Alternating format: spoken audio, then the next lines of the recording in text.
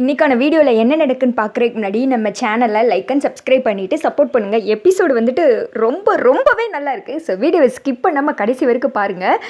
First சீனில் வந்துட்டு சிதம்பரம் பேசிகிட்டு இருக்க சீன் தான் காமிச்சிட்ருக்காங்க. ஃபீல்டுக்கு பையன் புதுசாக வந்திருக்கானே, ஏதோ வந்துட்டு இன்றைக்கி அவனோட சாங்கை பற்றி அப்டேட் கொடுக்க போகிறானாமே, அதனால தான் வந்தேன். என்ன அனில், நான் உட்காரலாம்ல? ஏன்னா அவங்ககிட்ட இருந்து நம்ம கற்றுக்கிறது ரொம்ப இருக்குல்ல, கற்றுக்கிறது ஒன்றும் தப்பு கிடையாதே, உட்காரலாம்ல அனில் அப்படின்னு சொல்லிக்கிட்டு இருக்கா. ஐயோ சார், அதெல்லாம் ஒன்றும் கிடையாது, நீங்கள் உட்காருங்க அப்படின்னு சொல்லிட்டு அனில் சொல்கிறார். இங்கே பாருங்க, அவன் இப்போ வந்த பையன், நான் சொல்கிறேன் கார்த்தி கண்டிப்பாக வரவே மாட்டான். அவனுக்குலாம் என்ன தெரியும்னு அவன்கிட்ட நீங்கள் கான்ட்ராக்டை கொடுத்துருக்கீங்க. இங்கே பாருங்க அனில், அதே பல்லவி எனக்காக வந்து பாடுனா கான்ட்ராக்டை என்கிட்ட கொடுக்கணும் அப்படின்னு சொல்லி நான் உங்ககிட்ட பேசியிருந்தேன். அதுக்காக டைமும் வாங்கியிருந்தேன். ஆனால் அதுக்கு இடையிலே நீங்கள் கார்த்தி இருக்கிற இடத்துக்கே போய் கான்ட்ராக்டில் சைன் வாங்கினா என்ன ஒரு துணிச்சல் இருக்கும் அப்படின்னு சொல்லிக்கிட்டு இருக்க. சார் என்ன சார் பேசுகிறீங்க நீங்கள்? எங்கே ஆதாயம் இருக்கோ அங்கே தானே சார் போக முடியும். அவர் வந்துட்டு எங்களுக்கு அப்டேட் கொடுத்தாங்க, பல்லவி எப்போ வேணால் பாடுவாங்க அப்படின்னு சொல்லிட்டு, அதனால தான் போனோம். ஆனால் நீங்கள் என்ன இப்படி பேசிகிட்டு இருக்கீங்க அப்படின்னு சொல்லிக்கிட்டு இருக்க. என்கிட்ட ஒரு வார்த்தை சொல்லியிருக்கணுமா இல்லையா அப்படின்னு கேட்க, நீங்கள் தான் சார் எங்ககிட்ட வரணும். நாங்கள் எப்படி சார் ஓகேவா இல்லையான்னு உங்ககிட்ட கேட்டுக்கிட்டே இருக்க முடியுமா? நீங்கள் எங்களுக்கு அப்டேட் கொடுத்துருந்தா உங்ககிட்ட வந்திருக்க போகிறோம் அப்படின்னு சொல்லிக்கிட்டு இருக்க. ஓஹோ, ஒரு தடவை அவன் என்னை ஜெயிச்சு பார்த்துட்டான், அதுக்காக நீங்கள் எல்லாரும் என்னை சிரித்து நக்கல் பண்ணுறீங்களே அப்படின்னு சொல்ல, ஐயோ சார் நாங்கள் ஏன் சார் அப்படிலாம் நினைக்க போகிறோம் அப்படின்னு சொல்லிட்டு சுற்றி இருக்கவங்க சொல்கிறாங்க. நினைக்கலாம், அதெல்லாம் ஒன்றும் தப்பு கிடையாது. ஏன்னா அவன் அப்படித்தானே பண்ணி வச்சுருக்கான். ஏதோ ஒரு தடவை லூப்பில் ஜெயிச்சிட்டான், ஆனால் இன்னொரு தடவை அப்படி விடவே மாட்டேன். பல்லவி எனக்காக பாடியிருக்காங்க, ஏன் கம்பெனிக்காக பாடியிருக்காங்க, அது மட்டும் கிடையாது. இனிமேல் அவன் கம்பெனிக்கு பாடவே வரக்கூடாது அப்படின்னு சொல்லிட்டு பல்லவிக்கே ஸ்டேட்மெண்ட் கொடுத்துட்டாங்க. அப்படி இருக்கும்போது எந்த ஒரு தைரியத்தில் அவன் அப்டேட் கொடுத்துருக்கா நீங்களும் வந்து உட்காந்துட்டு இருக்கீங்க? பல்லவி எனக்காக பாடின பாட்டு என்கிட்ட தான் இருக்குது, நான் தான் வந்துட்டு இந்த கான்ட்ராக்டை வாங்க போகிறேன். ஒரு நிமிஷத்தில் அவன் பக்கம் போயிட்டீங்களே எல்லாரும், சும்மாவே விட மாட்டேன். அவனை என்னையே அசைச்சு பார்த்துட்டால அப்படி இப்படின்னு திட்டிக்கிட்டு இருக்க. அவன் ஒரு சின்ன பையன், அவனை நம்பி இப்படி சைன் போட்டு கொடுத்துட்டு இருக்காங்க. இதெல்லாம் பிஸ்னஸோட ஒரு லூப். இது கூடவா அனில் உங்களுக்கு தெரியாது? இவ்வளோனா நம்ம பிஸ்னஸ் பண்ணிக்கிட்டு இருக்கோம். அப்படி இருக்கும்போது ஏமாற்றி உங்ககிட்ட கான்ட்ராக்ட் சைன் வாங்கியிருக்கான், அவன் வரமாட்டான் பாருங்க அப்படின்னு சொல்லிக்கிட்டு இருக்க. எக்ஸ்கியூஸ் மீ சார் அப்படின்னு சொல்லிட்டு கார்த்தி மாசா என்ட்ரி கொடுக்குறாங்க. உள்ளே வந்ததுமே, ஐயோ கார்த்திக் சார் வாங்க, கொஞ்ச நேரத்தில் சிதம்பரம் சார் என்னென்னமோ சொல்லிட்டார், நீங்கள் வரமாட்டீங்கன்னு சொல்லிட்டு குழப்பத்தை ஏற்படுத்திட்டார் அப்படின்னு சொல்லிக்கிட்டு இருக்கா. அப்படியே சிதம்பரம் சார் அப்படின்னு சொல்லிட்டு அவரை பார்த்து கேட்க முறைச்சிட்டு நிற்கிறாங்க. என்ன எல்லாரும் ஒன்றா வந்திருக்காங்க அப்படின்ற மாதிரி.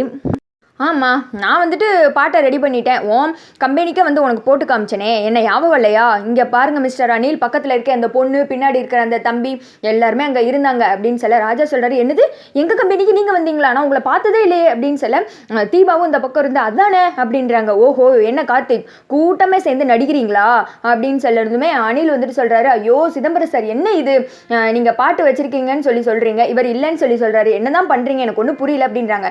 சரி இருங்க, என் பாட்டை வந்துட்டு ப்ளே பண்ணுறேன் அப்படின்னு சொல்லிட்டு சிதம்பரம் பண்ண போக, ஒரு நிமிஷம் மிஸ்டர் அனில் சார், நாங்கள் வந்துட்டு இதை ஏற்பாடு பண்ண மீட்டிங்கை நாங்கள் எங்கள் பாட்டை ப்ளே பண்ணிடுறோம், அதுக்கடுத்து நீங்கள் என்னமோ பேசிக்கோங்க அப்படின்னு சொல்லிட்டு ராஜா வந்துட்டு ப்ளே பண்ண சொல்கிறாங்க. அப்போ வந்துட்டு இந்த சைடு சிதம்பரம் நினைக்காரு, ஒருவேளை அந்த சைடும் பாடி கொடுத்துருப்போல பல்லவி அப்படின்ற மாதிரி நினச்சிக்கிட்டு இருக்க.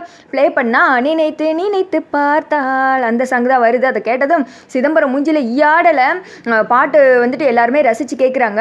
ஆஃப் பண்ணி வச்சதுமே, இங்கே பாருங்கள் அனில், இது என்னோட பாட்டு, பல்லவி எனக்காக பாடி கொடுத்தது, இது எங்கள் மியூசிக் தியேட்டரில் நாங்கள் வந்துட்டு ரெக்கார்டிங் பண்ணது அப்படின்னு சொல்கிறாங்க. அதுக்கு வந்துட்டு கார்த்தி சொல்கிறாங்க, இது பல்லவி எனக்காக பாடி கொடுத்தது, ஏன் சார் இப்படிலாம் பண்ணுறீங்க அப்படின்னு சொல்லிட்டு மாற்றி ரெண்டு பேரும் சண்டை போடுறாங்க. அதுக்கு வந்துட்டு ராஜா சொல்கிறாங்க, என்ன சிதம்பரம் சார் இப்படிலாம் எங்களை பார்த்து ஃப்ராடு அதுன்னு சொல்லிட்டு இருக்கீங்க, எங்களுக்குலாம் அது அவசியம் இல்லை அப்படின்னு சொல்லிக்கிட்டு இருக்கே, மரியாதையை பேசு, நீ எல்லாம் யார் என்கிட்ட வந்து மோதி பார்க்குறியா அப்படின்னு சொல்ல அனில் சார், சிதம்பரம் சார் பிரச்சனை எல்லாம் போங்க, என்ன நீங்கள் இப்படி பண்ணிக்கிட்டு இருக்கீங்க அப்படின்னு சொல்ல, என் பாட்டை ஒருத்தன் திருடி வச்சுக்கிட்டான், நான் கொதிச்சு போய் உட்காந்து இங்கே பொங்கிக்கிட்டு இருக்கேன், என்னை பார்த்து பிரச்சனை பண்ணாதீங்கன்னு நான் சொல்கிறேன், அந்த பாட்டு எங்ககிட்ட இருக்கலாம், நான் போட்டு காமிக்கிறேன் அப்படின்னு சொல்ல, சரி போடுங்க அப்படின்னு சொல்ல பாட்டு போட்டால் நான் காலி அந்த சாங் வருது. காலினோடனே எல்லாரும் பயங்கரமாக சிரிக்க ஆரம்பிச்சிடாங்க. ஆனால் உண்மையை சொல்லக்கூடாது, சிதம்பரம் சாரோட ஆக்டிங் அதில் உண்மையே நல்லா இருந்துச்சு.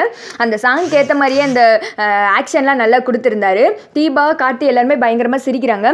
என்னையே நீ இப்படிலாம் பண்ணிட்டேல, இரு உன்னை வச்சுக்கிறேன் அப்படின்னு சொல்லிட்டு முறைச்சிக்கிட்டே வெளியில் போகிறாங்க. அடுத்து வந்துட்டு கார்த்தி வர்றாங்க. என்ன கார்த்தி, என்கிட்டே கண்ணாம்பூச்சி ஆட்ட ஆடுறியா, என் கம்பெனிலேருந்தே பாட்டை நீ எடுத்துட்டேன்னா எப்படி எடுத்த அப்படின்னு கேட்குறாங்க.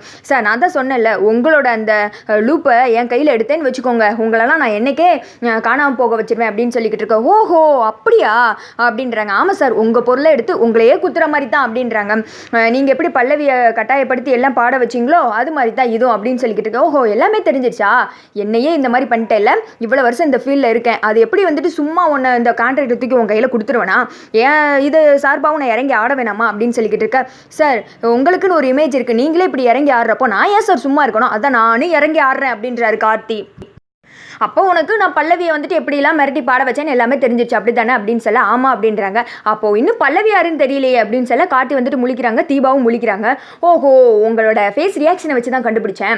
சரி, பல்லவி வந்துட்டு யாருன்னு உங்களுக்கு தெரியல, அதெல்லாம் சரி. உன் கம்பெனிக்கு பாட வரப்போ முகத்தை மூடிட்டு வரா, என் கம்பெனிக்கு வரப்போ முகத்தை ஓப்பன் பண்ணிட்டு வரா, இதில் ஏதோ இருக்குன்னு தெரிய வேணாமா?